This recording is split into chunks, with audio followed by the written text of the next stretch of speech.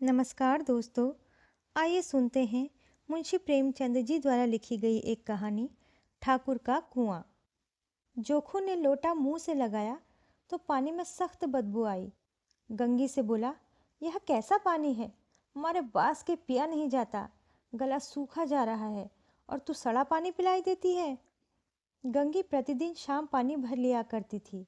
कुआं दूर था, बार बार जाना मुश्किल था।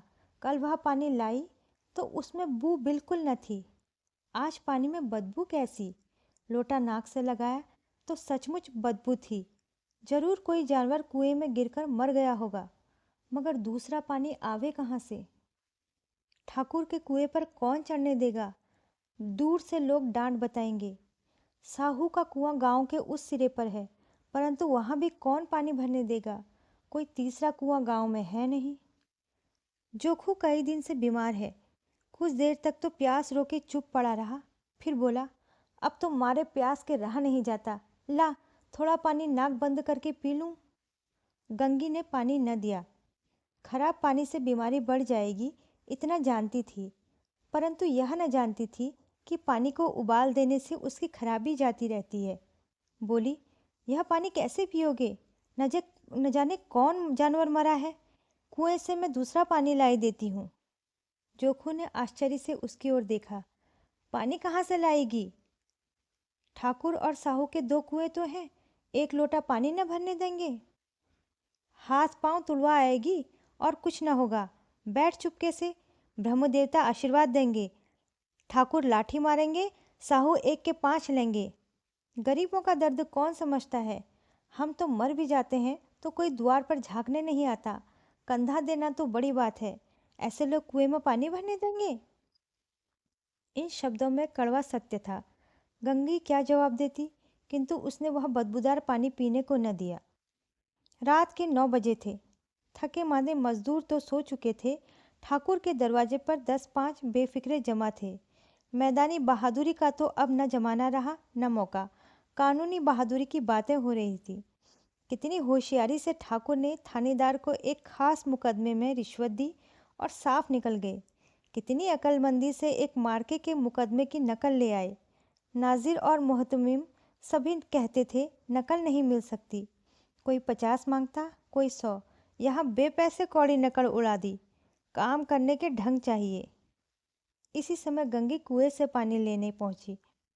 कुप्पी की धुंधली रोशनी कुएं पर आ रही थी। गंगी जगत की आड़ में बैठी मौके का इंतजार करने लगी। इस कुएं का पानी सारा गांव पीता है, किसी के लिए रोका नहीं। सिर्फ ये बदनसीब नहीं भर सकते। गंगी का विद्रोही दिल रिवाजी पाबंदियों और मजबूरियों पर चोटें करने लगा। हम क्यों नीच हैं और ये लोग क्यों ऊंच हैं? इसलिए कि ये लोग गले में तागा डाल देते हैं। यहाँ तो जितने हैं एक से एक छठे हैं। चोरी ये करें, जाल फरेब ये करें, झूठे मुकदमे ये करें। अभी इस ठाकुर ने तो उस दिन बेचारे गडेरिए की भेड़ चुरा ली थी और बाद में मार कर खा गया। इन्हीं पंडित के घर में तो 12 मास जुआ होता है। यही साहू जी तो घी में तेल मिलाकर बेचते हैं। काम करा लेते हैं, मजूरी देते नानी मरती है। किस किस बात में हमसे ऊंचे हैं? हम गली गली चिल्लाते नहीं हैं कि हम ऊंचे हैं, हम ऊंचे हैं।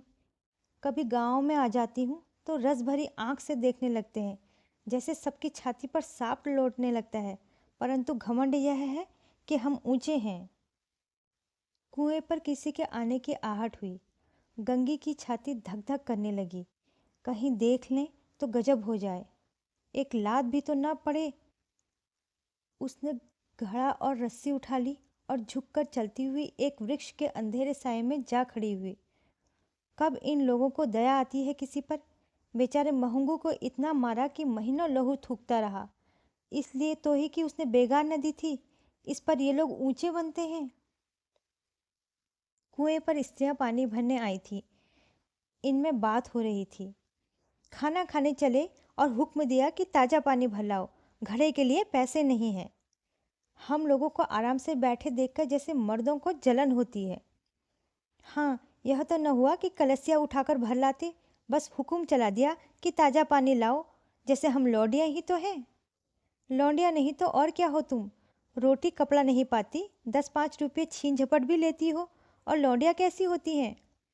मत लजाओ दीदी, छिन भर आराम करने को जी तरस जाता है। इतना काम किसी दूसरे के घर पर करती थी तो इससे कहीं आराम से रहती। ऊपर से वह एहसान मानता, यहाँ काम करते करते मर जाओ पर किसी का मुंह ही सीधा नहीं होता। दोनों पानी भरकर चली गई तो गंगी वृक्ष की छाया से निकली और कुएं की जगत के पास आई। बेफिक्रे चले गए थे। ठाकुर भी दरवाजा बंद कर अंदर आंगन में सोने जा रहे थे। गंगी ने क्षणिक सुख की सांस ली। किसी तरह मैदान तो साफ हुआ। अमृत चुरा लाने के लिए जो राजकुमार किसी जमाने में गया था वह भी शायद इतनी सावधानी के साथ और समझ बूझ कर न गया हो। गंगी दबे पांव कुएं की जगत पर चढ़ी। विजय का ऐसा अनुभव उससे कभी न हुआ था। उसने रस्सी का फंदा घड़े में बांधा, दाएं बाएं चौकन्नी दृष्टि से देखा, जैसे कोई सिपाही रात को शत्रु के किले में सुराग कर रहा हो। अगर इस समय वह पकड़ ली गई तो फिर उसके लिए माफ़ी या रियायत की रत्ती भर उम्मीद नहीं। अंत में देवताओं को याद करके उसने कलेजा मजबूत किया और घड़ा कुएं में डाल दिया। घड़े ने पानी में गोता लगाया, बहुत ही आहिस्ता, जरा भी आवाज़ न हुई। गंगी ने दो चार हाथ जल्दी जल्दी मारे। घड़ा कुएं के मुंह तक आ पहुंचा। कोई बड़ा शहजोर पहलवान भी इतनी तेजी से न खींच सकता था। गंगी झुकी कि घड़े को पकड़कर जगत पर रखे कि एकाएक ठाकुर साहब का दरवाज़ा खुला। शेर का मुंह इससे अधिक भयानक न होगा। गंगी के हाथ से रस्सी छूट गई। रस्सी के साथ घड़ा धड़ाम से पानी में गिरा और कई क्षण तक पानी में हिलकोरे की आवाज़ें सुनाई देती रही। ठाकुर कौन है पुकारते हुए कुएं की तरफ आ रहे थे और गंगी जगत से कूदकर भागी जा रही थी। घर पहुंचकर देखा कि जोखू लोटा मुंह से लगाए वही मैला गंदा पानी पी रहा है। कहानी सुनने के लिए धन्यवाद।